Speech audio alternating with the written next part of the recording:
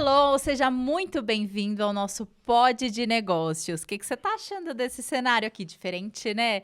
Hoje tem uma novidade especial para vocês. Quem tá assistindo já sabe do que a gente vai falar, mas já mostrando esse cenário maravilhoso aqui, o Pod de Negócios hoje tá meio artístico, mas não deixa de ser negócios, gente. Ganhou dinheiro, é negócio. Antes da gente começar, eu apresentar o nosso convidado de hoje, eu já quero te pedir para você acompanhar a nossa página, já segue a nossa página, curte, compartilha, faça comentários do que você está achando, dá o seu feedback para que a gente melhore o conteúdo e também criar um engajamento, né, para a gente poder divulgar o nosso podcast, conteúdo legal de graça para você.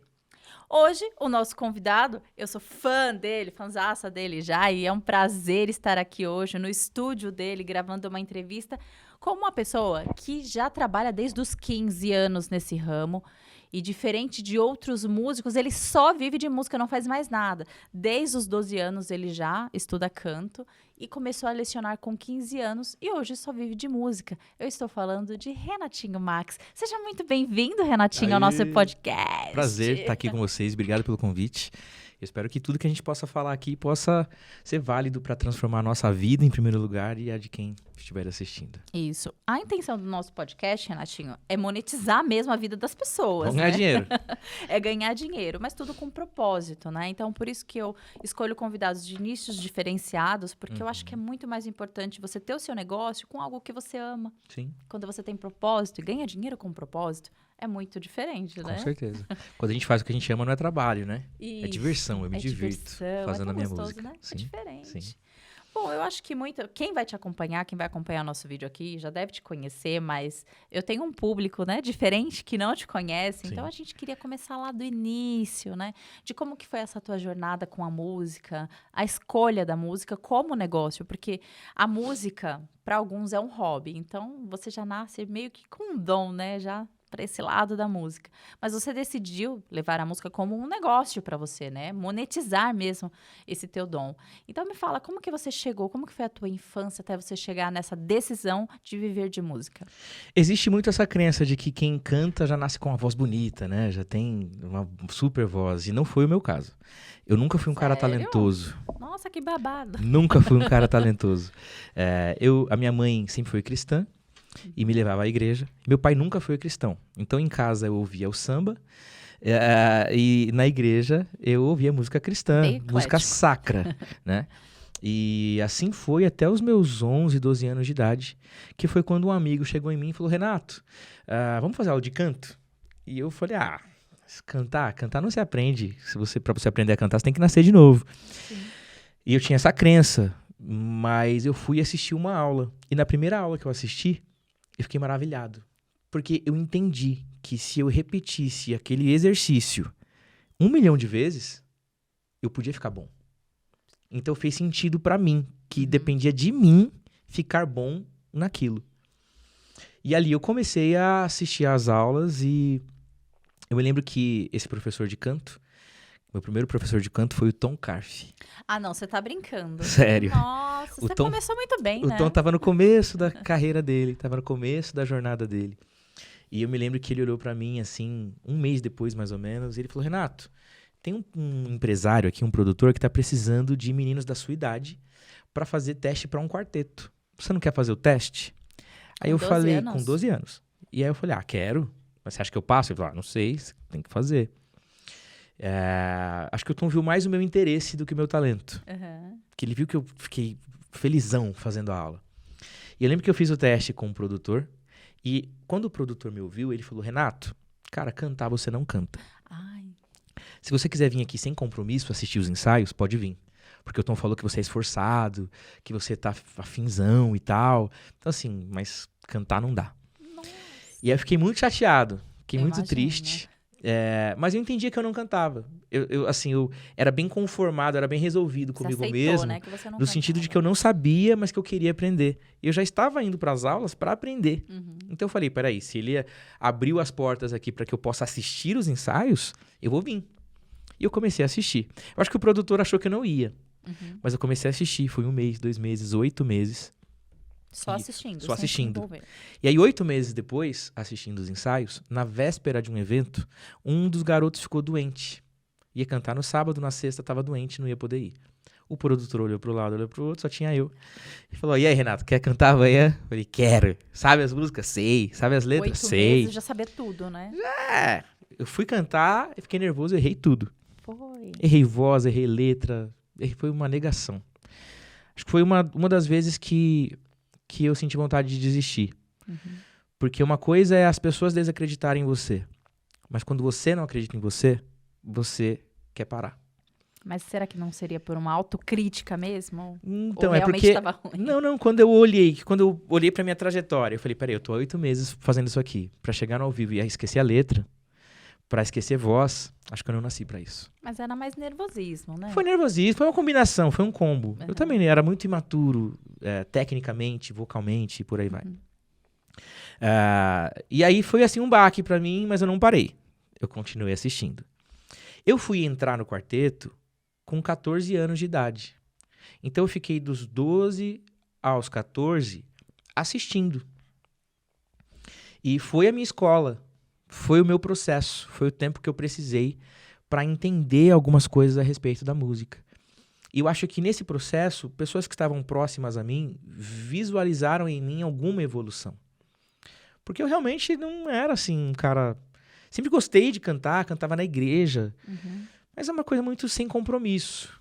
Então, quando as pessoas ouviram falar que eu ia gravar um CD com um quarteto, elas falaram, Renato... Ah, mas o Renato nem canta, né? O Renato, meu Deus.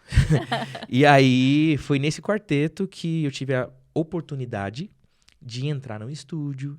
E aí, o Raiz Coral participou de algumas músicas, fizeram vocal na época, eu conheci o Sérgio Sass. Esse quarteto, que se chamava Blackness Boys...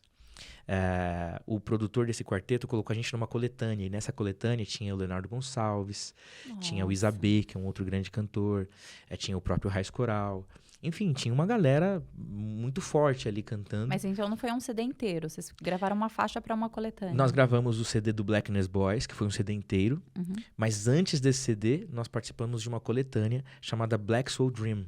Conheço! E eu aí, tinha esse CD. no Black Soul Dream, tem uma música chamada Vamos Colorir. Conheço! Essa música aí. E aí o Blackness Boys gravou a Vamos Colorir. Ai, que E legal, nessa coletânea gente. tem vários artistas do meio gospel, né? Sim. E foi uma oportunidade muito grande entrar no estúdio naquela época e ver os caras que eu já admirava, porque eu já conhecia o Leonardo Gonçalves, por exemplo. Eu já conhecia o Sérgio Sass, na época era Serginho Aguiar. E eu já acompanhava essa cena, assim, e eu entendi que eu estava mais perto dos caras que eu admirava. Então eu falei, eu vou agarrar essa oportunidade. Então gravamos um CD que saiu quando eu tinha 15 anos de idade, mais ou menos, que foi quando justamente eu comecei a dar aulas. E o meu começo para dar aulas foi o seguinte, uma pessoa que me abordou um dia, morava no mesmo bairro que o meu, falou, Renato, eu acompanho você de longe e eu tenho visto a sua evolução. Eu quero fazer aula com você. E eu fiquei 8 meses falando não sei dar aula, não sei, não vou, não sei, não vou, não sei, não vou. Era mais velho que você? Era mais velho que eu. E olha que loucura, anos depois, uns 2 anos depois, eu descobri que ele era um primo meu. E você não sabia? Eu não que ele era sabia. seu primo? Olha que loucura, que família, né? Que estrutura. Eu descobri Bem que ele era um íntimo. primo, assim, de, não sei, de 3º, 4º grau. E a minha primeira mensalidade eu cobrava R$25 por mês. E foi assim que eu comecei. Atendendo na casa dos meus pais, na sala de casa. E foi engraçado, porque veio ele foi o primeiro, veio 2, veio o 3º, veio o 4º. E quando eu vi, eu tinha uma listinha com uns 10 alunos ali. E aí eu consegui uma igreja para atender um grupo de pessoas na igreja. E ali eu comecei a perceber que o negócio pode dar certo. Eu não sabia, na época eu nem tinha esse nome ainda, mas foi ali que eu comecei a empreender. Foi ali que eu comecei a vender o meu serviço, o meu tempo para as pessoas. E eu sempre gostei muito de música, então não era uma coisa tão difícil falar de música comigo, porque eu gostava. Sim. Então todo mundo que vinha falar de música comigo, a gente desenrolava horas e horas e horas de conversa, porque eu gosto, eu amo fazer isso. Agora, Então, só te cortando aí, só pra gente desenvolver essa questão das aulas ali no começo, né? Porque você fazia aula de música, você começou a dar aulas, mas como que você fez a estrutura do teu curso? Você levava como base o que você já tinha estudado ou você desenvolveu um método próprio? não, naquela época eu levava como base o que eu já tinha estudado. Eu fazia questão de ser muito transparente com os alunos. Então, acho que isso vem dos meus pais, assim. Acho que quando você é transparente, e isso pode ser levado para os negócios, na internet tem muita gente prometendo algo que não cumpre, vendendo cursos, vendendo coisas. Na expectativa é só de vender e não de entregar. Então, eu acho que eu sempre entreguei o que eu prometi. E isso fez o meu nome nesse meio. Sim. Então, alunos que fizeram aula comigo há 15 anos atrás, voltaram depois. E mais que isso, me indicaram para mais 10, me indicaram para mais 15. Porque viam o amor que eu tinha pelo que eu fazia e principalmente o meu compromisso em entregar aquilo que eu prometia. Isso é perfeito. Então, eu prometia, eu fazia questão de falar, isso aqui eu não sei, mas isso aqui eu sei. Quer aprender isso aqui? Ah, quero.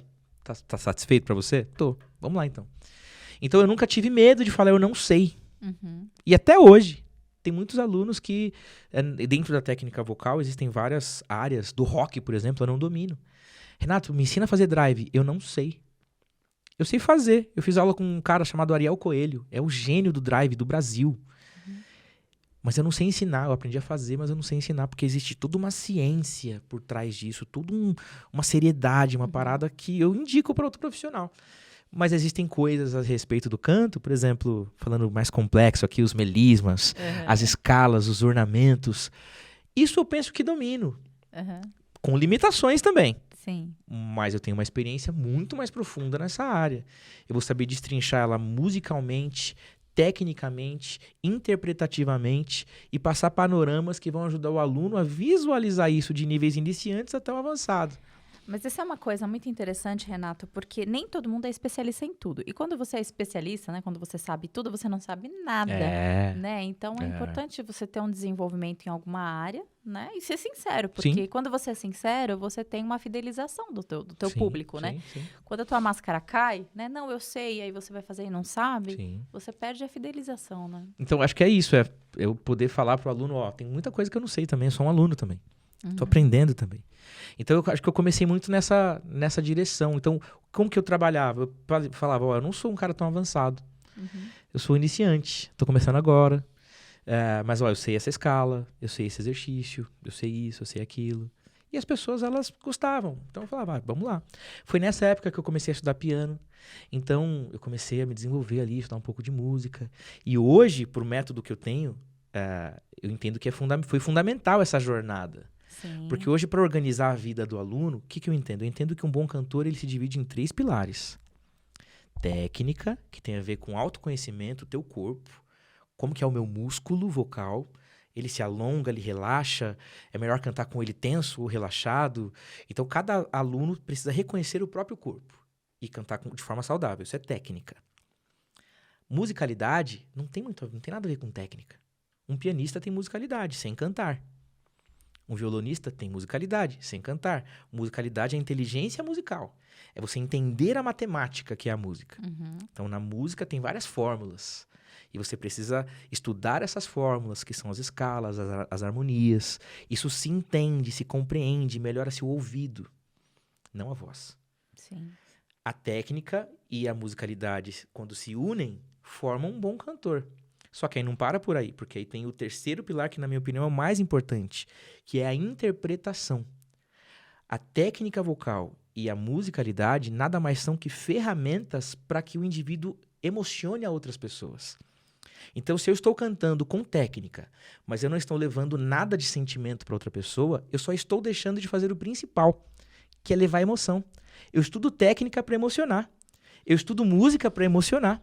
Então, eu preciso dessas 2 ferramentas, a técnica e a musicalidade, para que eu possa levar emoção para as pessoas. Só que a interpretação, existem técnicas de interpretação, de oratória, que vão me ajudar a conectar melhor essas emoções com as pessoas. Então, quando eu estudo esses 3 pilares de forma separada e depois eu venho unindo eles, eu tenho muito mais resultado. Nossa, que excelente. Eu canto também, não sei se você sabia disso. Eu canto bem pouquinho, né? Nunca estudei, mas eu nunca tinha pensado nessa perspectiva. Mas eu realmente, assim, a emoção, né? A conexão que você faz com o cantor através da expressão dele, Sim. da forma que ele passa a música, vale muito mais do que o trecho da música em si. Quando a gente observa os cantores que a gente admira, você vai ver, eles têm isso. Eles têm uma técnica refinada, eles têm uma musicalidade muito grande, mas quando eles cantam, eles levam emoção, eles emocionam muito mais do que impressionam por causa da técnica. Então, quando a gente ouve, sei lá, vou pegar aqui uma cantora da atualidade, uma Beyoncé da vida. Uhum. A Beyoncé, ela é referência de nível máximo em todos esses aspectos. Só que é difícil você encontrar um cantor que seja referência em todos esses aspectos. Porque o que me leva a ir no show do Djavan é diferente do motivo que me leva a ir no show da Beyoncé. Cada cantor tem um superpoder diferente. Sim. Então eu gosto de ir no show do Djavan porque ele vai pegar um violão e eu vou ouvir a composição. Vão me xingar aqui, mas o Djavan não é o Poesia, cantor mais técnico que eu conheço. Ele é gênio, porque ele tem a harmonia, ele tem a musicalidade, ele toca o violão, ele escreve, compõe. Então ele tem um superpoder dele, do jeito dele, da identidade dele. É diferente de eu ir no show da Beyoncé, eu vou querer ver performance. Tanto física quanto vocal. Porque ela tem uma performance vocal absurda. E dançando, né? Dançando. Então eu já fui também ver, sei lá, o show do Brian McKnight, que é outro cantor que eu gosto muito. O Brian McKnight, se ele sentar num piano e tocar e cantar 2 horas, eu vou ficar parado ouvindo ele tocar e cantar 2 horas. Porque o superpoder dele, vocalmente falando, o cara é impecável. Ele não desafina, parece. Uhum. Uma voz mista, agradável, equilibrada.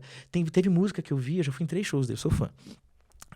Teve música que ele pegava o violão, o teclado, o piano, tocava, cantava, no final da música ele segurava uma nota, tirava o microfone do pedestal, colocava no outro pedestal, pegava o violão na mesma nota e começava a cantar outra música que começa na mesma nota que ele terminou. Caramba. Sabe, um negócio assim doido, a performance é diferente. Então acho que quando cada cantor entende em qual pilar desses ele é mais forte, ele consegue entender aquilo que ele tem para transmitir para outra pessoa com habilidade. Então não é porque um cantor é muito técnico que eu tenho que ser muito técnico também. Cada um tem a sua identidade, né? Cada um tem a que sua conecta identidade com pessoas diferentes, e né? a sua forma de fazer a coisa. Então eu espero muito transmitir para os meus alunos que cada ser é único. E aquilo que você tem de único é o que você tem de especial. Então, quando você entende o que você tem de único, aquilo que você tem de especial, você entende o seu papel nesse mundo e entende que você vai ter o teu jeito de abençoar a vida das pessoas. Porque se Deus quisesse que você fosse igual a todo mundo, Ele tinha te criado igual a todo mundo. E Ele te criou diferente por um motivo, para que você exerça o teu diferencial nesse mundo com o melhor que você puder fazer. Perfeito, Renatinho. A gente saindo um pouquinho da tua história, vamos falar do Renatinho empreendedor, né? Uhum. Eu queria que você falasse quais são os negócios hoje que te monetizam, né? Em quais ramos que você consegue as suas receitas, né? Certo. E como que você desenvolveu isso? Porque você está num ramo digital hoje, que é um ramo para pessoas bem gênios. Eu falo gênios porque não é fácil você gerar conteúdo todo dia, você criar conexão com as pessoas, você conseguir público, não é uma coisa fácil, Uhum. né? Então, é coisa de gênio também isso aí. Então, como que é a monetização da música hoje para você? Você vive só de música? Vou começar um pouquinho mais de trás. Eu vou dizer que eu me sinto muito abençoado porque eu comecei a trabalhar com música de uma forma muito orgânica. Então eu não tinha um emprego que eu precisei largar para viver de música. Eu desde a adolescência fui estudando, com 15 anos eu comecei a dar aulas e eu fui levando. Eu me formei em técnico em informática. Então eu fiz TI aos 18 anos e aí fiz uma carteira de trabalho na época. Com 18 anos eu falei, vou arrumar um emprego. Um outro emprego, né? Na música era meio assim. E eu me lembro de que quando eu fiz 18 anos e falei, vou procurar um emprego, eu fiz um teste no Raiz Coral e entrei. E o Raiz Coral já pagava um cachê. Então, o primeiro jeito que eu aprendi a ganhar dinheiro foi dando aulas. Sim. Aí eu entrei no Raiz Coral, comecei a ganhar um cachê por evento. Então, toda apresentação a gente ganhava um cachê. Então, se eu ganhava R$100, fazia 10 no mês, eu tinha R$1.000. Somado às aulas, me dava já um salário, que para aquela época já era legal. Houve uma época em que eu ganhava mais que os meus pais. Caramba! Né? Com quantos anos isso? Com 16, 17 anos. Nossa. Eu já ganhava mais que os meus pais. E ali eu comecei a fazer vocal, back vocal, para várias pessoas. Porque as pessoas viam a gente no Raiz Coral, Falavam, ó, tem um trabalho aqui, vem fazer vocal no CD do fulano, no CD do ciclano e tal. E a gente ia ganhar um outro cachê ali. Foi um outro mercado que eu estive envolvido por um bom tempo. Até então eu não tinha equipamentos. Eu dei aula em escolas, trabalhei na Academia Brasileira de Black Music, que era a ABBM, trabalhei lá por 5 anos. E aí eu entrei no ACART do NASP, dei aula no conservatório do NASP por 2 anos. Em 2015 ou 2016 eu abri a minha escola, Max Musical, aqui perto da Avenida Paulista, em São Paulo. E ali eu começo uma jornada diferente. Por quê? Porque eu comecei a investir em equipamento. E não é todo cantor que investe em equipamento. Então eu comecei a comprar microfone, computador, placa de som, caixa de som. Mas a tua intenção era estúdio ou... Eu abri uma escola estúdio. Ah, então você já ensinava como se eles já fossem trabalhar naquele ramo. Não. Eu montei o estúdio porque eu comecei a entender que eu poderia ingressar numa outra área. Ah, entendi. Já a visão empreendedora, Já né? falei, não, peraí, já que eu vou ter um espaço para dar aula, eu vou ter um estúdio. E aí, se eu precisar fazer um vocal, se eu precisar fazer um arranjo, se eu precisar... Enfim, eu vou fazer na minha casa. Eu me lembro que no ano que eu abri meu estúdio... Não sei se você conhece a Darlene Lima, do Arte Trio. Sim. Um abraço, Darlene. A Darlene estava gravando o DVD dela. E ela me viu abrindo o estúdio. Ela falou, Renato, eu vou fazer minha produção vocal com você. Que legal. E ela foi lá pro meu estúdio, bem simples. E ela fez a produção vocal do DVD inteiro comigo. Que legal. Logo depois, o Balzinho, o filho dela, mandou o Sim. Balzinho lá da Bahia. Ficou uma semana na minha casa. E a gente fez a produção vocal do CD do Balzinho. E ali eu comecei a entrar numa outra área. Então, a música, ela não é uma coisa só. Para quem está dedicado a evoluir e aprender, você vai ter áreas completamente diferentes. Até hoje, além da aula de canto, eu faço arranjos vocais para trios, quartetos, grupos do mundo inteiro. Uhum. Eu e a Sara, minha esposa, a Sara, um beijo, Sara. A gente grava vocais pra gente do mundo inteiro. Então hoje com a internet, a parada ficou mais Você séria. não precisa nem sair daqui, né? Nem saio daqui. Por quê? Porque um amigo meu tava gravando um musical de Páscoa pra uma igreja lá nos Estados Unidos, lá na Califórnia. Falou, cara, o pessoal da minha igreja não canta tanto, eu quero produzir 10 músicas e a galera vai cantar em cima de um vocal, eu queria que você gravasse com a Sara. Aí você grava? A galera, gravo. Vim aqui, gravei as 10 músicas em inglês, mandei pra ele, a galera da igreja cantou em cima do nosso vocal. Então, legal. é um mercado. Eu atendo a muitos artistas também. Então, às vezes, o cara quer fazer uma preparação vocal para um CD, para um DVD. Atualmente, estou trabalhando com o Dilson e Débora, da Igreja Adventista, por exemplo. Estão gravando um CD, querem gravar um trabalho audiovisual. Eu vou trabalhar com eles na produção vocal do que eles estão fazendo. Então, esse trabalho de produção vocal, ele é um pouco diferente da aula de canto. Por quê? Porque ele exige um equipamento. Ele exige um home studio para que eu possa gravar e a gente possa testar possibilidades de arranjos nas músicas. Tem que ter estrutura, Tem que né? ter uma estrutura. Então, desde lá de trás, 2015, eu já comecei a investir em equipamento. E é muito difícil comprar equipamento no Brasil. Um computador é caro, um microfone é caro, tudo é caro. Então, pra gente que está começando do zero, muitas vezes, tem um pouco de medo desse investimento. E graças a Deus, eu já naquela época fui investindo. Então, vindo para a internet, quando eu abri a minha escola, eu percebi a necessidade de divulgar a minha escola física na internet. Porque eu entendi que a internet poderia me trazer clientes. Isso foi na pandemia? Em 2015. Antes da pandemia, Antes da você já pandemia. pensava no digital já? Então, mas divulgar a escola física Pelo digital. pelo digital. Porque eu entendia que se as pessoas me vissem lá na internet, elas iam encontrar a minha escola. E elas iriam até mim. Então, eu entrei na internet assim, divulgando escola física, não um curso online. Sim. E eu me lembro que aos 16 anos, um amigo meu, ele entrou na minha escola, olhou e falou, cara, muito legal a sua escola, Renato. Muito legal o seu trabalho. Na Paulista, né? Muito legal o seu trabalho, mas você tá perdendo a oportunidade de ganhar mais de 100 mil reais por mês na internet. E isso tava fora de cogitação pra mim. Em 2015, 2015, 2016, ele fez esse comentário. Caramba. Eu falei, Visionário, "Caramba, hein? 100 mil? Isso não existe. Porque dos professores que eu conhecia, eu já era um dos mais bem-sucedidos. Porque a minha escola já faturava uns 30 mil por mês. E eu falava, não, peraí, que professor de canto que eu conheço que fatura isso? Eu não conhecia. Então tinha algumas exceções aí de outros países e tal. E eu ficava de olho. E eu falava, peraí, como que eu vou fazer 100 mil? Eu tava fora de cogitação. fora. Então eu continuei trabalhando, eu continuei reformando a minha escola. Na sala de aula da minha escola tinha um palco, tinha iluminação, tinha gelo seco, tinha o aluno se sentia num palco. Nossa, que legal. Você fazia também a performance? Você Fazia ensinava? performance. Que legal. Então, como eu tive a bagagem do musical, nem falei aqui, mas eu fiz o musical do Michael Jackson em 2012, musical original lá de Londres. Eu fui o único brasileiro do elenco. Vocês viajaram o mundo inteiro? Não. O musical, ele já tinha passado por 23 países quando ele chegou no Brasil. Quando ele chegou no Brasil, os produtores não queriam cantores brasileiros. Eles queriam dançarinos brasileiros. A gente tinha uma equipe de 4 cantores gringos já fixos no musical. Eles fizeram 1 ano de teste com dançarinos, selecionaram 18. E aí, na última semana de testes, eles pediram para a equipe indicar cantores. Falaram, ó, só por desencargo de consciência, se vocês tiverem alguma indicação de cantor, traz pra gente ouvir. E eu caí nesse meio.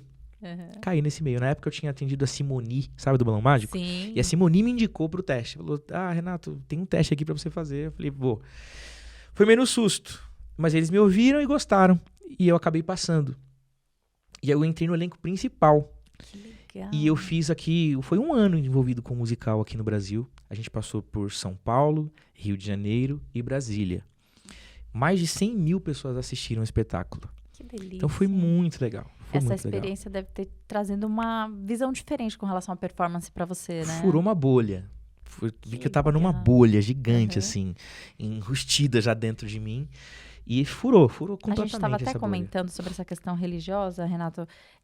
A gente, né, você e eu também, que já vem da igreja desde de berço, né? Sim. Quando a gente entra nesse ramo da música secular, fura mesmo uma bolha de a gente conseguir enxergar as pessoas de outra forma, né? Sim, que a gente sim. não tá num mundo separado, a gente tá no mundo como todas as outras pessoas. Então a gente enxerga as pessoas, as necessidades das pessoas e consegue até se aproximar mais para mostrar o nosso estilo de vida, né? Influenciar Sim. pelo nosso estilo de vida, né? No final das contas, tanto artistas quanto empreendedores resolvem problemas emocionais ou físicos de uma forma específica.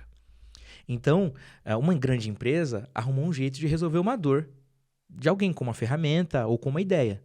Um cantor consegue trazer emoções que liberam também fatores emocionais nas pessoas com criatividade, uma criatividade muitas vezes artística, através de uma roupa, através de um jeito de se comportar, de um jeito de falar, eles acabam representando uma massa.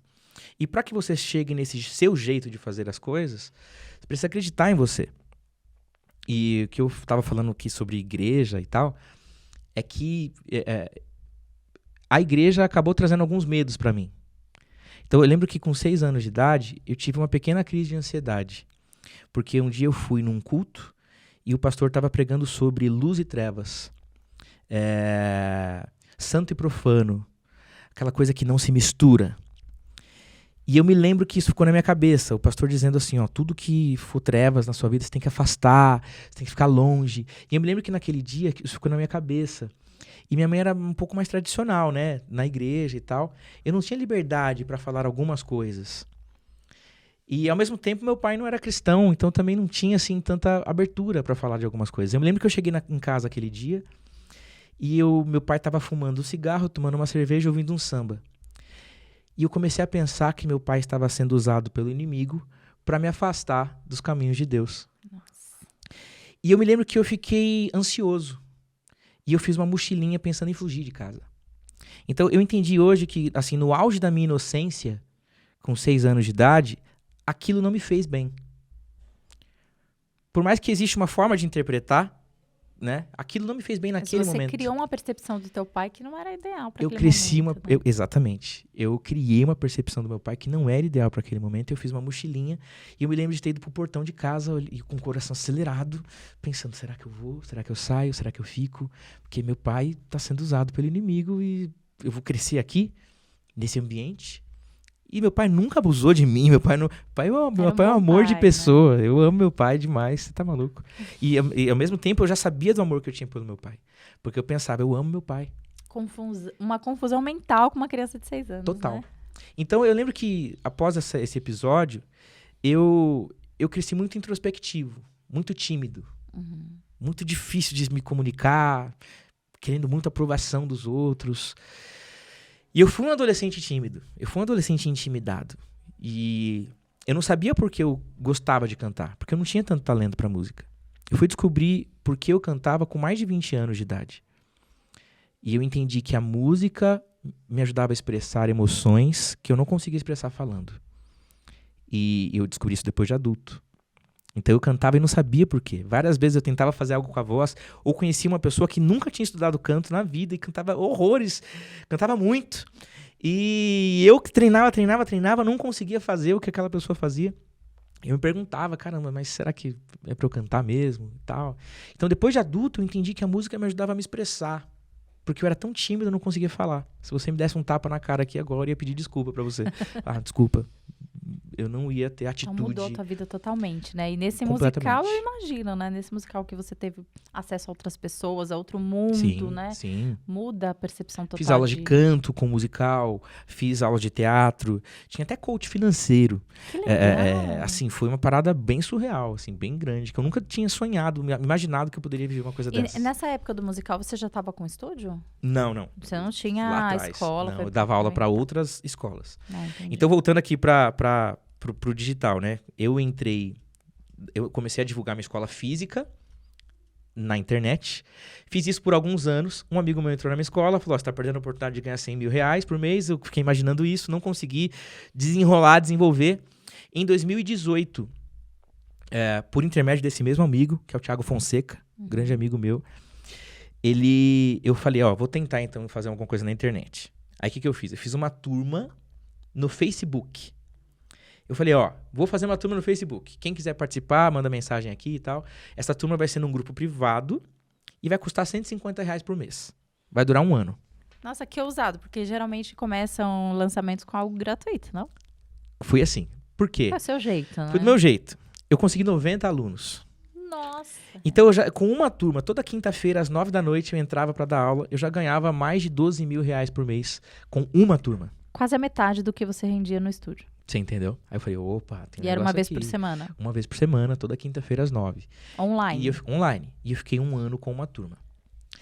Nesse 1 ano eu percebi que o Facebook começou a me boicotar. Porque eu entrava pra dar as lives na quinta às 21. E às vezes eu entrava e não tinha ninguém assistindo. Aí eu achava estranho, mas eu começava a falar, porque ela ficava gravada lá. Eu começava a dar aula sozinho. Passava 15 minutos, alguém chamava no grupo do WhatsApp e falava, Renato, não vai ter aula hoje? Eu tô aqui com a página... Na página que não tem live.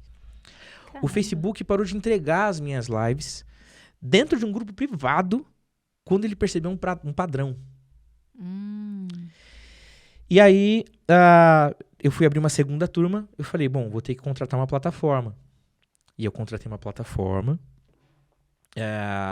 onde o aluno tinha que fazer login e senha e entrar lá para assistir a aula. Eu dava live e a aula ficava lá gravada.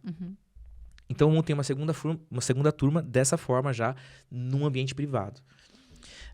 Fiz mais uma turma e eu comecei a gravar essas aulas e guardar essas aulas. Então o ano de 2019 inteiro eu fiz isso de novo, guardei essas aulas. No final de 2019, eu estava com esse meu amigo e ele falou, Renato, por que você não pega essas aulas que você gravou e põe na Hotmart? Falei, será? Falei, faz o pacote e coloca lá. Tá gravado. Aí foi isso que eu fiz. Eu peguei o pacote de aulas que eu já tinha gravado ao vivo, de lives, montei um pacote e coloquei na Hotmart. No primeiro stories que eu fiz, eu vendi mais de 6 mil reais, com 15 segundos de stories. E sem esforço físico, né? Porque você já tinha as aulas gravadas, você só subiu pra dentro do Hotmart. Subi pra dentro do Hotmart. Só que ainda assim, tipo assim, eu vendi num stories em setembro de 2019, mais ou menos. Falei, caramba, que legal, vende e tal. E aí, depois parou. Porque eu não sabia vender. Eu não tinha um método de venda. Eu não tinha uma landing page, eu não tinha site, eu não tinha nada. Eu divulguei um link da Hotmart e o cara foi lá e comprou. Ok. Pelo Instagram. Pelo Instagram. Entramos em 2020. 2020, eu comecei o ano trabalhando. Porque eu falei, esse ano eu vou arrebentar. No físico, não no digital. Logo em 2020. Em 2020, eu comecei o ano, eu peguei um empréstimo no banco de 40 mil reais, em janeiro. Eu pintei a escola toda, coloquei câmera na escola toda, coloquei um monte de engenharia na escola toda, reformei o estúdio. Enfim, falei, esse ano eu vou estourar. Vou lotar os meus horários todos e tal. Comecei janeiro bem. Em janeiro eu tinha uma média de 70 alunos. Fevereiro, bem. Começo de março, primeira quinzena de março, na verdade, em uma semana, eu perdi 35 alunos. Foi na pandemia. Foi quando começou a pandemia e alguns alunos foram despedidos e tal. Então, eu comecei a ficar em choque aí. 35 alunos em uma semana. Eu falei, peraí. Nossa. Vai dar ruim. Porque eu perdi metade, 50% dos meus alunos. Uma coisa é um aluno ou outro ligar e cancelar, outra coisa é metade dos alunos cancelar em uma semana. O telefone tocava, meu coração acelerava já. Eu falava, não, peraí, mais um aluno vai cancelar. Peraí. É que aluno nem atende, porque vai cancelar. Então eu tava com medo, muito medo. E o que aconteceu foi que chegou no final de março e eu já tava assim com 30 alunos no máximo. E eu me lembro que um amigo meu falou, Renato, você tem que aprender a dizer não, cara. Dizer não pros alunos. Mas agora você tem que pensar em você. O teu foco é em você e na sua família. Então você vai parar de alugar o teu estúdio. Você vai parar de fazer favor pros outros. Você vai parar com isso. Você vai parar com aquilo. Você vai focar em você, bicho. Para de dizer sim pra todo mundo e entenda que cada sim que você diz pro outro é um não que você diz pra você. E você agora tá precisando desse sim pra você. Ele tava falando da monetização, né? Ele tava falando da vida. Tava falando da vida. Porque ele via meu método de trabalho, via que era um cara muito acessível pra todo mundo. E que eu tava num momento que eu ia precisar focar em alguma coisa pra mim. Não em fazer favor para outras pessoas. Coisas que te deem retorno, né? Coisas que me dão retorno. Então, ele falou, ó, pega todos esses seus alunos que estão espalhados aí, os que ficaram. Você vai fazer 2 grupos no Zoom, um na terça, outro na quinta. E você vai deixar todo mundo assistir essas aulas na terça e na quinta, pela internet. Eles não estão podendo sair de casa mesmo. E você, como agora era presencial, você vai fazer online, você vai diminuir R$100 na mensalidade de todo mundo. E aí você já vai se preparar assim, ó. Como você tinha esses alunos, 30 alunos espalhados na sua semana, agora você vai ter só 2 dias de aula. Então você vai dar aula na terça e na quinta. E você vai atender a todo mundo. Menos esforço humano, vai né? ser bom pro aluno porque ele vai pagar menos. Você vai diminuir R$100 na mensalidade do aluno. Vai ser bom pra você porque você vai ter mais tempo pra fazer as suas coisas. E você vai focar o seu horário ali em 2 dias só na semana, em 2 horários. 1 hora na terça, 1 hora na quinta. E vai dar aula pra todo mundo. E o seu outro tempo você vai fazer o que você precisa fazer. Falei, beleza, legal isso. E foi aí que eu comecei a trabalhar no meu negócio digital. Você foi forçado, na verdade, empurrado, né? Exatamente. Então eu precisei de uma pandemia para dar uma oportunidade para algo novo na minha vida. Eu não tive coragem.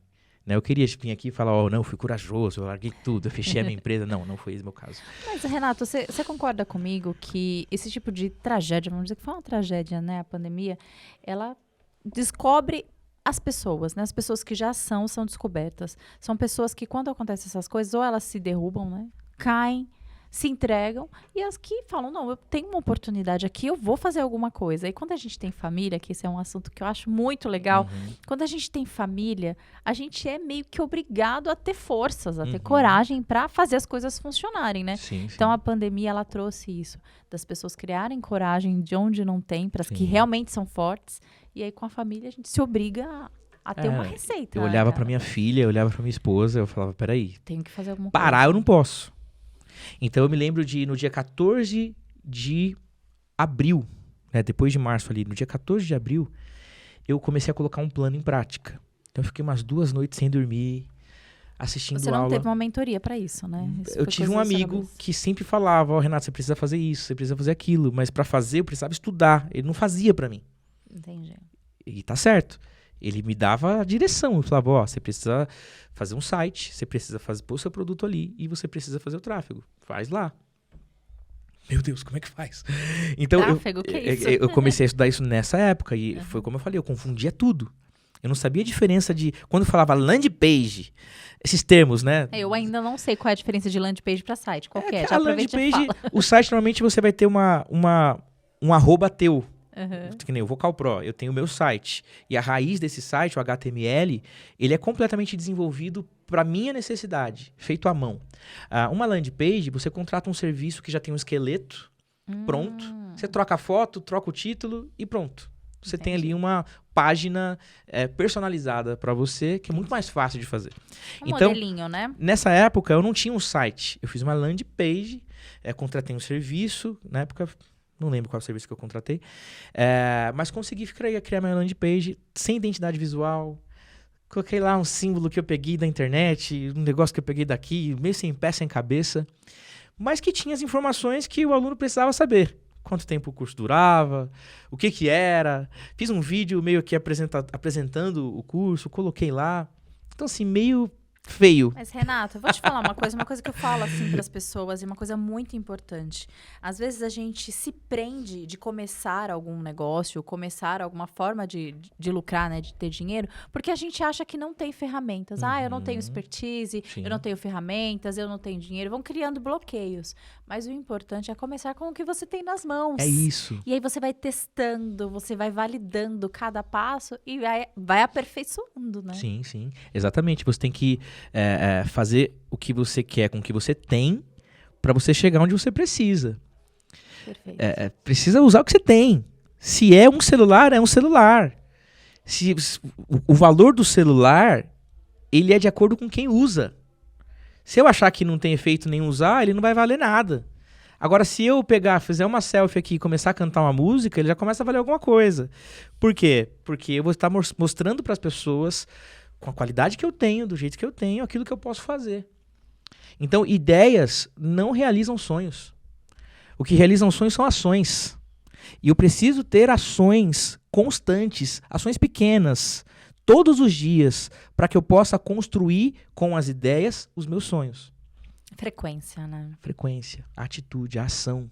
A ação realiza a coisa, não é a ideia.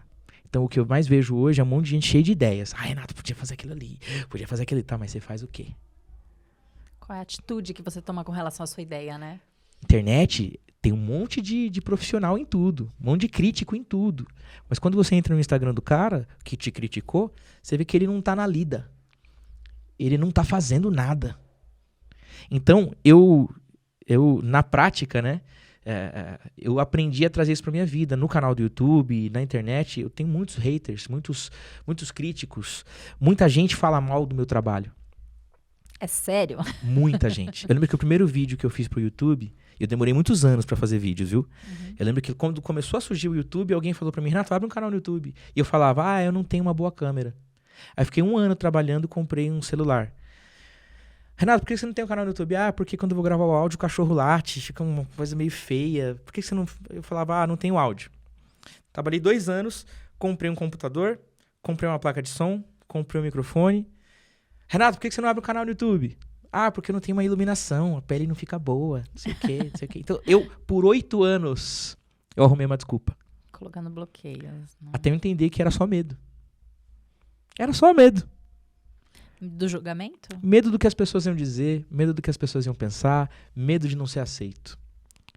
Então eu demorei 8 anos para poder me olhar no espelho e admitir, agora eu tenho um estúdio e eu ainda não tenho um canal no YouTube. Eu ainda não tô fazendo. E você é um artista, né, E eu tinha medo, tinha muito medo. Então, né? vencer esse medo demorou tempo. E o engraçado é que eu olhava para trás com ar de frustração. Então eu fiquei 8 anos sem fazer, vendo pessoas ao meu redor fazendo, tendo resultados. E eu olhava para mim e falava, caramba, perdi 8 anos. Não fiz. E rolava uma frustração, rolava uma deprê, assim. Que eu falava, caramba, não tô fazendo. Então, e a ação? E a ação. Então eu precisava fazer. Então, quando eu decidi fazer, eu entendo que, quando eu olho para trás hoje, tudo que eu fiz, pouco ou muito, me deu resultado. Fazer é o que vai dar resultado. Então, a partir do momento que eu comecei a fazer, eu comecei a ter resultado. Então, a questão da escola, no dia 14 de abril, eu comecei a pôr um plano em prática. Fui estudar o tráfego pago, que era o que eu precisava naquele momento. Você não contratou uma empresa, então? Você mesmo quis estudar e entender. Eu estava devendo banco. Peguei 40 mil de empréstimo. Eu peguei um empréstimo, não estava conseguindo pagar, eu estava desesperado. E aí, eu estava com um prédio, que era o prédio que eu dava as aulas presenciais, e não tinha aluno. Pagando aluguel. Pagando aluguel. Então, eu olhava pro prédio vazio, aquilo me dava um desespero. Você imagina. Me dava um desespero. Então eu comecei a estudar o tráfego pago. Na época eu já tinha meu curso gravado, porque eu já tinha feito as lives e montei um pacote, coloquei na Hotmart. Então, essa parte já estava pronta. Então, bem quando começou a pandemia, o meu curso já estava na Hotmart. Porque 4, 5 meses antes, eu já tinha colocado. Então, isso foi uma coisa que foi importante para mim. Sim. E aí eu fui entender como que eu podia fazer para que isso chegasse nas pessoas. E naquela época, a única coisa que eu precisava era de uma landing page e do tráfego. Então, foi o que eu fui estudar na época. Fui entender o que era um pixel. Fui entender o que era um evento de conversão. Eu fui entender a linguagem, como que eu fazia, o que era, porque não entrava bolhufas na minha cabeça. Eu fui configurar meu pixel para entender quando que eu tinha vendido, que vídeo que tinha vendido e tal. E para minha surpresa, no dia 14 de abril, eu comecei dia 12, meu plano. No dia 14, 2 dias depois, eu lancei minha landing page com um criativo, com um anúncio. Estudei um roteiro de vendas, fiz o roteiro de vendas, gravei um vídeo.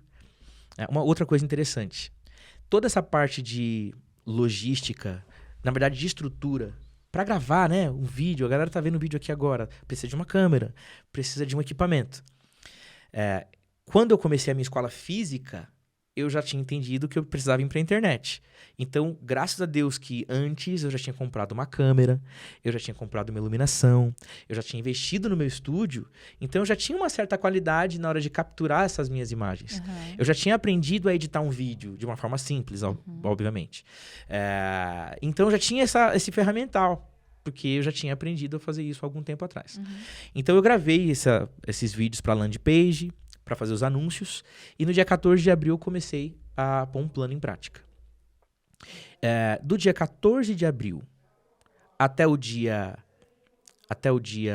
final de abril, que eu não lembro se era dia 30 de abril ou 31 de abril, eu vendi meus primeiros 35 mil reais, investindo 4 mil reais. O valor que faltava para você completar a sua carteira anterior de alunos. Exatamente.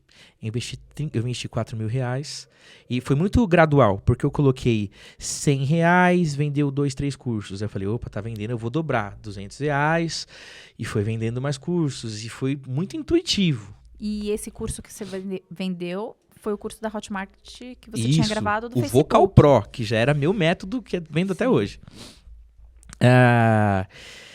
Em 15 dias, 35 mil reais. Falei, caramba, mano, que legal, isso aqui rola. Nos primeiros 28 dias, eu vendi meus primeiros 100 mil reais. Então, do dia 14 de abril até mais ou menos o dia 12 de maio, eu fechei meus primeiros 100 mil reais. Falei, olha, que legal, tal. Aliviou, né? Aliviou. Comecei a vender mais a partir dali. Comecei a investir mais em anúncios, comecei a fazer mais, estudar mais a respeito de técnica de vendas e eu comecei a me desenrolar. Nos primeiros 8 meses, eu vendi o primeiro... Close, Vitor. Vendi o primeiro milhão. Gente, essa placa é da Hotmart, Essa é a placa da Hotmart, que eles dão de recompensa quando você completa R$1 milhão em faturamento, né, dentro da Hotmart. Qual é o período para 1 milhão que eles dão a placa? Eles consideram um período ano, eu de acho. um ano. Isso. Mas você conseguiu antes de completar um ano, você comentou aqui comigo. Então foi uma coisa assim bizarra, que mudou a minha realidade. Te deu aquela ansiedade assim? Me deu mais ansiedade porque eu acho que eu não sabia direito como lidar com isso. Então eu nunca fui um empreendedor que tinha muito dinheiro. Eu venho da periferia. Eu venho do Capão Redondo. Sempre no limite ali. Sempre no limite. Para eu fazer alguma coisa, para eu comprar um carro é parcelado. Para eu comprar um negócio, um celular, tinha que ter um cartão de crédito. Tinha que ter, sabe? Nunca foi com dinheiro assim. Tanto que eu fiquei perdido. Eu não sabia direito o que fazer, como investir, como reinvestir esse dinheiro. Eu me perdi muito, muito. E aí eu montei uma equipe. Tinha 10 pessoas naquele ano trabalhando comigo. 10 funcionários? 10 funcionários. Você tá na área da contabilidade, eu não registrei nenhum. Tudo amigo, né? Pelo amor de Deus. Tudo gente próxima que tinha CNPJ e fazia um negocinho da nota. Você pode até me dar uma bronca aqui. MEI? Era MEI? Era MEI. Ah, então tá menos. Tá menos ruim. Pior. Tá, eu fazia isso. Eu não fiquei muito tempo com a equipe. Porque a minha equipe, na maior parte do tempo, foi eu e o Bruno, que tá aqui em cima trabalhando comigo. E a gente entendeu que a nossa comunicação E a gente flui, porque precisa pegar uma televisão, a gente pega. Precisa fazer aquilo, a gente faz. Precisa aprender isso aqui, a gente aprende. Ele tá na mesma pegada que você, né? Tá na mesma sintonia. Então eu tava com uma equipe de 10 pessoas, que um era o filmmaker. Mas se tivesse que tirar a câmera do lugar e pôr no outro, ele não tava lá pra isso. Não é o meu setor. Ele tava lá pra apertar o REC.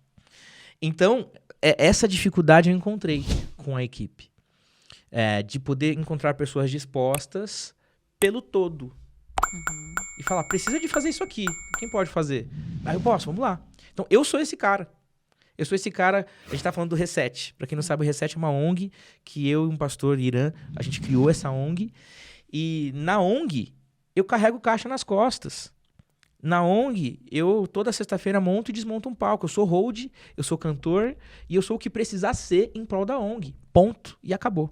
Sabe que isso que você está falando, assim, mais levando para a área empreendedora, né? Que já que a gente tem alguns empreendedores assistindo, isso é uma dor de muitos empresários, né? De você ter uma equipe que não veste a cultura da tua empresa. E eu tenho estudado muito sobre isso, né? Vou falar uma dica para você e também para quem está assistindo com relação à cultura. A cultura da empresa é a cara da tua empresa, né? O que você quer para você, a gente como empresário, a gente tem um objetivo na cabeça. E a gente quer que os nossos funcionários, colaboradores, sigam o mesmo ritmo. E existe mesmo essa dificuldade, tanto na contratação como no desenvolvimento do dia a dia. E o que eu aprendi? O que é importante para que o funcionário tenha essa atitude? É claro que tem gente que não vai ter mesmo, que é o perfil da pessoa. Mas é envolver os funcionários com a cultura e com os objetivos e metas que você tem. Por exemplo, né? Eu sempre reúno o meu pessoal quando a gente finaliza o mês e falo, olha, o resultado do mês foi esse, entrou essa quantidade de clientes, a gente teve esse faturamento, mas o meu objetivo é esse. Então, o meu objetivo é tantos mil, tantos milhões que seja em tal período. Quantidade de clientes são essas. Então, eu envolvo o pessoal de forma que eles conseguem sentir o mesmo objetivo. Isso cria uma adesão maior na cultura. Sim. Agora, tem funcionários, meu amigo, que cresceu com aquela cabeça. Olha, se é isso que eu tenho que fazer, é isso que eu vou fazer e não me chama para outra coisa. E esse tipo de gente não vale a pena nem investir, porque é do perfil da pessoa. Sim. Mas quando você tem colaboradores que vestem a camisa da empresa, que segue a cultura, que segue o objetivo, que segue a garra, você cresce muito mais liberdade, né? De ver os seus negócios, de ver as suas vendas, sem se preocupar com essa parte operacional, né? Sim, Mas sim. é difícil mesmo, Renato. Não, mas eu acho que eu errei muito também como líder. Eu acho que eu errei muito. Que eu não tinha essa mentalidade da cultura na empresa. Então, muitos que entraram pegaram um bonde andando, não viram o momento de dor que a gente teve, não viu os processos que a gente passou para chegar ali. Então, eles pegaram uma fase boa, onde vendia sem muito esforço, onde estava ali o dinheiro todo mês. Então, não durou muito. Não durou muito. Os que ficaram mais, ficaram 7, 8 meses. Você entendeu? E a rotatividade prejudica tanto o desenvolvimento, né? Dos nossos Depois objetivos. disso, depois eu fui começando a entender que existem algumas peças que são fundamentais. E era eu e o Bruno. Hoje, quando eu preciso de um designer, eu contrato um freelance. Alguém que já trabalha com a gente há muito tempo, mas que é freelance. Ó, você faz esse flyer assim, assado, faço. Manda foto, manda o cachê, acabou. Funciona mais até. Né? Funciona muito bem. Então, a pessoa que faz o flyer, a pessoa que faz o site, não é eu que faço. Mas é um freelance. É uma coisa que eu vou pagar em momentos específicos ali do ano. Vamos fazer uma campanha. Mas é uma demanda que não precisa de você. Você consegue tercerizar e te dar tempo para você focar no que precisa de você. Né? Então, hoje, o que a gente faz aqui, basicamente, está relacionado ao produto. Qualquer upgrade, qualquer coisa nova que vai acontecer no produto tem a minha cara, tem o meu desenvolvimento. É a mente, né? O cérebro do negócio. A gente tá ali e a gente tem toda essa estrutura técnica. Então, a gente aprendeu a filmar, a gente aprendeu a editar e a gente faz isso. Claro que existem profissionais muito melhores do que nós, mas a gente resolve. Mas você faz com o que você tem nas mãos, A gente faz com o que a gente tem na mão. A gente tem uma câmera, uma iluminação, um cenário, e a gente vai aqui e faz. E como a gente tem aqui, a gente resolve a hora que precisa. E a gente não está à disposição de outras pessoas. A gente senta, reúne e fala, precisa disso? Precisa. Vamos fazer agora? Vamos. Tem hora que a gente já para tudo e faz.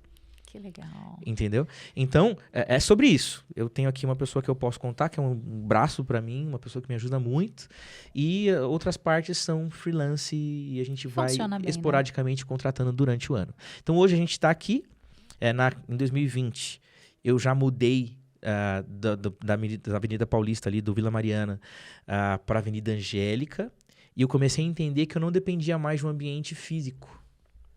Eu morava ali justamente porque era acessível. Era perto do metrô, Paraíso, Vila Mariana e tal. Logística, né? Logística, era fácil. O cara vinha da Zona Leste, Zona Sul, Zona Oeste, era fácil de chegar. E eu precisava, porque meu ambiente era 100% presencial. Quando eu fui para a Avenida Angélica, eu já estava trabalhando com mais concurso online, eu parei de atender presencial e fui totalmente para online. Fiquei mais ou menos um pouco mais de um ano só vendendo o Vocal Pro. Uhum. Com exceção de um ou outro, que às vezes falava, Renato, eu queria que você me atendesse presencialmente. E às vezes era um artista, eu já trabalhei com o MC Guimê, eu já trabalhei com o Biel, que tá lá no BBB. Uhum. Os dois, inclusive, né? O Guimê e o Biel estão no BBB. Eu trabalhei com uma galera que às vezes você para pra atender, sabe? Aí tem um atendimento diferenciado, né? Então eu parei pra atender algumas pessoas. Mas não era uma coisa aberta. E aí quando eu entendi que eu não precisava mais estar no centro de São Paulo, a primeira coisa que eu falei foi, eu vou sair daqui, porque eu não aguento mais isso aqui. É uma loucura, né? Eu não aguentava mais. Perto da Avenida Paulista, é manifestação. Eu fui roubado, levaram o celular, levaram a bicicleta.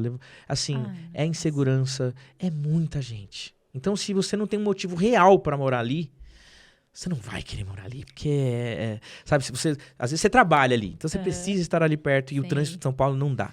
Não, mas faz parte da construção, né, da gente. Eu tenho uma história, assim, rapidinho contando pra você, parecida contigo. Eu tenho 20 anos na área contábil. Eu sempre trabalhei longe do trabalho. 2-3 horas de trânsito na Marginal Tietê, Marginal Pinheiros, Ayrton Senna, aquela loucura. Mas chegou um momento, que foi em 2020, inclusive pra mim também, que eu falei, cara, eu não quero mais isso. Às vezes eu chegava no final do dia, depois que eu saía do carro, as pernas estavam dormentes, de tanto tempo que eu tava sentada ali. Eu falei, cara, eu não quero. E aí eu montei o meu negócio lá no interior, moro no interior também, pra mim funciona super bem. E hoje você tá aqui numa região mais distante e tá funcionando super bem pra você. A primeira coisa que eu quis foi ir pra praia. Falei, eu quero ir pro litoral. A gente até procurou alguns imóveis por lá. E a gente encontrou aqui o lugar que eu tô hoje, que já tá um pouquinho afastado, mas tá perto. E na época os pais da minha esposa moravam em São Paulo, os meus pais moram em São Paulo.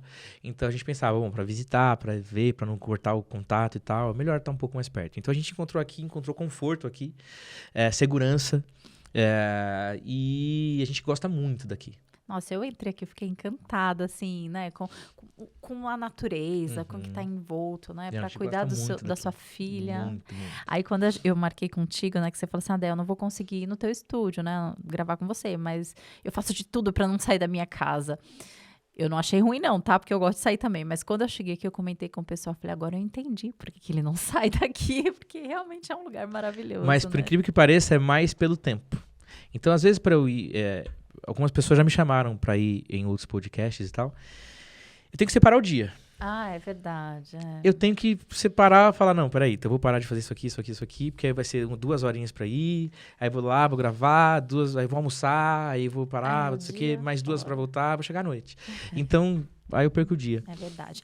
Só pra gente finalizar, que a gente já tá falando há bastante tempo, tem 2 assuntos que eu queria resumir com você, que é algo que eu acho que você pode agregar também, que não tem muito a ver com empreendedorismo. Um é a organização religiosa a comunidade que você participa, e a outra é o seu estilo de vida. Então, vamos começar pela parte religiosa, de comunidade, na verdade, né? Eu estive na semana passada eu estive lá no Reset, que é uma comunidade ali perto da Paulista, né? Fiquei encantada com o projeto e eu queria que você falasse um pouquinho do teu propósito nesse projeto. Até te perguntei se você era contratado, você disse que não, que faz parte do teu propósito mesmo. Isso aí. Fala um pouquinho pra gente do projeto do Reset. Bom, um pouco antes da pandemia, eu e o pastor Irã Jacobini, o pastor tinha esse desejo no coração de montar uma ONG que pudesse ajudar pessoas que estão próximas a gente. Porque a gente sempre vê muitos projetos de pessoas que vão fazer missão em outros lugares e que é realmente necessário. Sim. Mas no próprio centro de São Paulo, existem diversas comunidades que precisam de uma atenção. E a gente começou com esse desejo de falar, não, vamos fazer uma ONG para ajudar quem está aqui. E aí, lá em 2019, a gente começou, então, a se reunir. Só que aí veio a pandemia. Então, a gente passou por diversos processos. Durante a pandemia, mesmo com a pandemia, a gente distribuiu mais de 1 tonelada de alimentos todos os meses. Que legal. E a gente continua até hoje. Mas e como que vocês captam esses alimentos? Através de pessoas, voluntários, doadores também de dinheiro, que Mas doam vocês vão dinheiro. atrás desses Vamos atrás, voluntários? o Irã especialmente vai atrás de voluntários. Então tem gente que doa R$2.000 e fala, eu quero que você compre a comida. Legal. Sabe? Confiam no Irã, enfim. Então nesse processo a gente entregou muita comida, a gente doou muitos brinquedos e a gente faz muitos eventos para as crianças. Esses eventos a gente põe em cama elástica, põe em piscina de bolinha, põe, enfim, brinquedos ali para passar uma tarde com a criançada. E esse ano a gente quer inserir uma outra coisa, que são os cursos. Profissionalizantes, ensinar a pessoa a virar cabeleireiro. Música, quer fazer um coralzinho e tal. Então, são projetos que a gente tem, sonhos que a gente tem de servir a nossa comunidade. Então, eu cresci na igreja adventista. E desde a pandemia para cá, eu sinto que eu tenho ido mais ao reset do que a igreja, necessariamente. Porque durante o processo da pandemia, a gente meio que parou. Eu parei de ir pra igreja. Eu comecei a assistir online. E até hoje eu tenho esse hábito de assistir em casa. Então, apesar de ainda, às vezes, eu ir à igreja adventista, eu tenho hoje o reset como uma comunidade de fé que eu participo. E toda sexta-feira à noite a gente se encontra num restaurante, no Jazz Resto Burger. Então é um lugar diferente. As pessoas vão lá, elas olham e falam, mas como assim? Restaurante e tal. E a gente começou com um projeto de ONG e no último ano a gente começou a entender que a gente era uma comunidade. As coisas foram vindo naturalmente para essa direção. E hoje a gente se considera já uma comunidade, porque toda sexta tem gente lá indo assistir e prestigiar, e a gente tá lá, e a gente tá firme e forte. Esse ano a gente tem vários projetos, inclusive quem tá aí assistindo, quiser ajudar a gente, vou deixar algum contato aqui, alguma coisa. Arroba, né? Reset Experience. Toda sexta-feira às 8 horas a gente se encontra no Jazz Resto Burger, na Vergueiro, certo. No metrô Ana Rosa, em São Paulo. É de graça, às 8 horas, a gente faz um culto, a gente canta música. Tem bastante música legal, tem uma palavra legal, então vamos lá, vamos entrar junto com a gente. Se quiser ajudar, a gente precisa de dinheiro, precisamos de dinheiro. Mas a gente precisa principalmente de gente disposta a trabalhar, a fazer as coisas acontecerem, ajudar a vida das pessoas. É o único motivo que me faz sair de casa mais feliz hoje. Aí você vai toda ir pro Reset. Lá. Exatamente. A gente vai entrar no último assunto, que é a questão do estilo de vida, mas antes disso, quero te fazer um desafio. Olha aí, meu Deus. A gente falou muito de música, né? Eu sou sua fã, assim, com relação à música, sou fã. E aí eu queria pedir pra você dar uma palhinha pra gente. Tem uma música que eu ouvi no Reset na semana passada, não foi você que cantou, mas pra mim se tornou uma música especial, tanto que eu ouvi na sexta, no sábado eu cantei. E eu queria que você cantasse, que é a música da Midian Lima. Tá, Você Não Imagina? Isso, canta um pedacinho dela pra gente. Você quer a letra? Acho que eu lembro, vamos ver, acho que eu lembro. Vou cantar o refrão? Isso. Que coisas maiores virão, milagres acontecerão. Você não imagina o que Deus irá fazer. Que coisas maiores virão, milagres acontecerão. Você não imagina o que Deus irá fazer. Que lindo, Renato. Sua voz é muito linda, viu? Obrigado. E isso é uma bênção de Deus, porque quando você canta, quando você fala, você toca as pessoas. Amém. E não só espiritualmente, tá? Porque eu estive lá no Reset, eu vi a tua palestra ali falando sobre motivação, né? Uma coisa que me tocou muito é quando você disse que o sucesso ele vem pela obediência, e eu acho isso tem uma essência muito grande, porque quando você tem um estilo de vida, essência, caráter, né, isso tudo te gera bons resultados, né? Então o sucesso não é uma sequência de coisas erradas, né? Tem muita gente que tem sucesso através de atos errados, né? Mas são sucessos temporários. E o que me motivou a falar isso é a Bíblia. Sim. Foi o diálogo de Deus com Josué. Deus fala para Josué, ser forte e corajoso e seja obediente à minha lei. E se você for obediente, você terá sucesso em todas as coisas que você fizer. Perfeito. Perfeito. Bom, para finalizar, eu queria falar sobre o teu estilo de vida fitness. Meu Deus do céu, tô precisando... Não, sabe por que eu queria falar disso? Porque eu também tenho uma vida difícil na vida fitness. Sabe aquele vai e volta, né? Sim. E eu percebi que teve uma mudança de estilo de vida aí com você e com a tua esposa também, Sim, né? sim. Vocês tiveram. O que motivou e qual a diferença que isso faz na tua vida com relação à performance Na ver- nos negócios? Na verdade, assim, a gente é uma pessoa só, com várias áreas. E a saúde é uma das áreas que faz outras áreas acontecerem. Então, eu entendo hoje que você cuidar da saúde tem que ser uma prioridade para que outras coisas na sua vida andem bem. A saúde física mexe com a saúde emocional e mental, que te ajuda na tomada de decisões. Então, se eu tô pesado, e, gente, não é gordofobia, eu tô falando de saúde. Saúde, né? Se eu acordo, me olho no espelho, tô com a autoestima baixa, sabe? Tô meio triste. Tudo isso, o exercício físico ajuda a romper essas barreiras. Então, quando eu me exercito, eu suo e tal, eu transpiro, minha cabeça já vai para outro nível, para outra rotina. Então, essa semana mesmo eu tô meio mal, porque na segunda-feira eu fui treinar, eu zoei minha lombar. Ai, que pena. Aí eu tô tomando Tandrilax, tô tomando remédio. Nossa, foi um sono lascado. E aí, essa semana eu tô meio borocochô. Mas fez muita diferença na minha vida. A minha maior dificuldade é a alimentação. Como eu tenho Tamo uma rotina, como eu tenho uma É rotina difícil muito demais. doida, eu não tenho um horário pra comer. Tem dia que eu almoço meio-dia, tem dia que eu almoço 4 da tarde. E à noite, às vezes tem dia que eu acabo aqui 11 da noite, meia-noite, numa fome, eu peço uma pizza. Aí me arrebenta. Me arrebenta. Então a maior dificuldade que eu tenho é mudar a Mas alimentação. mesmo assim, a gente falhando na alimentação, o esporte, ele traz uma mentalidade diferente, né? Uma Sim. motivação diferente. Então hoje né? faz parte da minha vida. Que Eu legal. gosto de treinar. Você corre aqui em Eu volta? corro aqui. Tem academia por tem aqui? academia aqui no condomínio. Ah, que legal. Então eu vou até a academia. É o meu momento. Que gostoso. Não troco por nada. Eu vou pra academia. E eu tô te incentivando, tá? Porque eu tô te seguindo lá, eu que tô legal. te incentivando. Você tá lá mostrando as suas dietas, né? Sim, Tô sim. correndo aqui, eu falo, caraca, que legal. Então, na dieta, isso. tem dia que eu falei pra galera. Falei, ó, eu não consigo fazer uma dieta de 6 meses. Então vamos começar com 3 dias? Mas faz diferença. Faz Faz não. diferença. Não, porque sabe por que eu ri? Eu vou te falar. Ontem não, acho que foi anteontem, minha filha falou, mãe, eu comecei a dieta hoje. Mas sabe por que eu comecei a dieta hoje? Porque hoje eu vou voltar na escola e lá vai ter lanche. Meu Então a dieta Deus. acaba hoje mesmo. Ai, é muito Olha que rápido, é bicha muito esperta, rápido. é. Então, assim, eu comecei com a dieta de 3 dias, depois eu evolui para 5. E a ideia é fazer dietas de 5 em 5 dias. Uhum. Eu acredito que a gente não engorda ou não perde a saúde por causa de um dia que você come uma bobagem. A gente perde porque a gente come todo dia mal.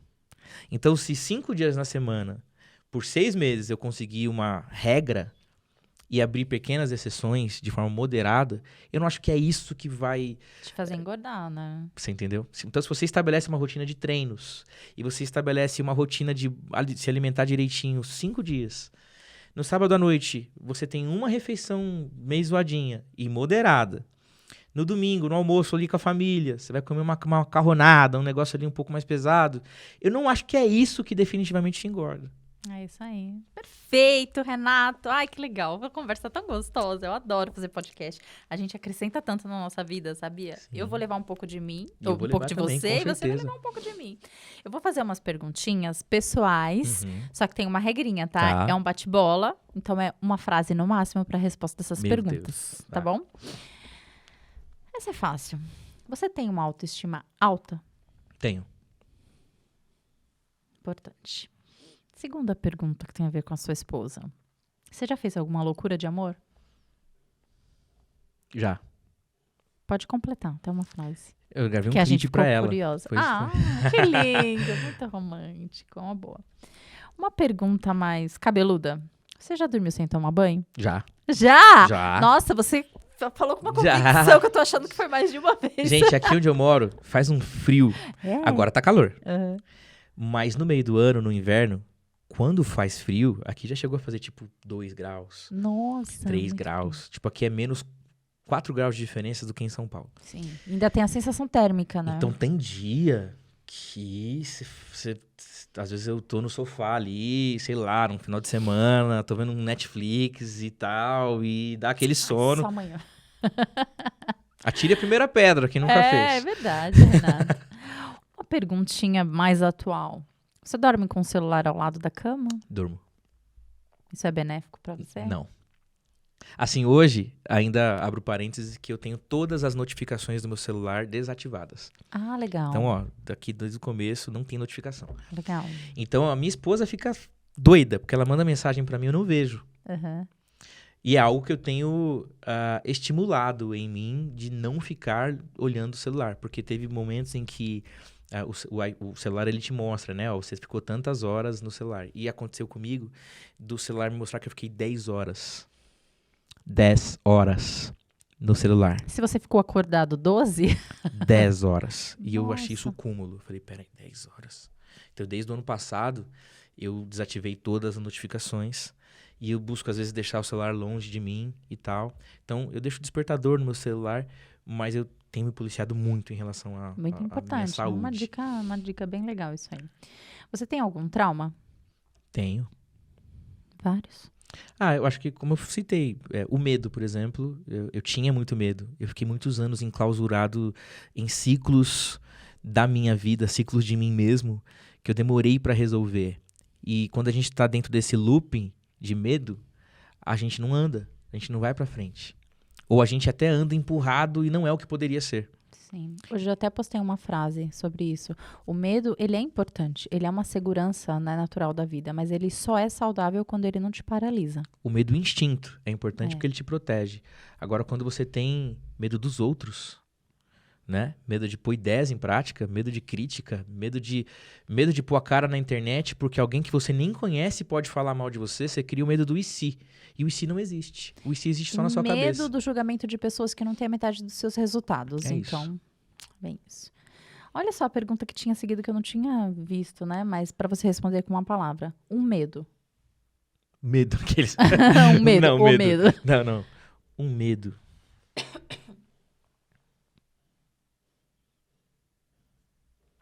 Acho que eu ainda tenho aquela coisa da escassez dentro de mim. Uma palavra. Um medo. O medo de perder tudo. Perder. Um sonho. Que o mundo todo conheça a minha arte. Que lindo. Propósito isso. Muito bom. Bom, chegamos ao final da nossa entrevista, Renato. Quero te agradecer muito Eu que agradeço. por você ter aceitado o meu convite, por você ter recebido a minha equipe, né? Eu e a minha equipe aqui na tua casa, né? Um lugar tão íntimo, mas você recebeu a gente tão carinhosamente, você e a sua esposa. Quero te agradecer demais. Eu que agradeço. Foi muito boa essa nossa Muito bom. conversa e eu desejo que muitas pessoas sejam como você. Amém. Percam o medo, façam as coisas com atitude, né? Com o que tem nas mãos, porque a gente viu que dá pra prosperar. Tá, né? em nome de Jesus. Deixa eu passar a mão aqui pra ver se um dia eu consigo. Oh. Obrigada, viu, Eu Renato? que agradeço, obrigado. As portas estão sempre abertas. Obrigada mesmo. Pessoal, gostaram do nosso podcast, da nossa entrevista? Algo diferente, né? Mais artístico, mas também levamos em consideração os negócios, né? Como você monetizar, faturar e viver daquilo que é um propósito da tua vida. A gente estava comentando aqui com o Renato que quando você trabalha com o que você ama, não é um trabalho, é uma diversão, né? Isso aí. Então, eu achei que é um assunto importante para quem gosta de música, quem quer viver de música, tá aí o Renato como exemplo de bons negócios para a área da música. Obrigada por ter ficado até aqui e até o próximo podcast.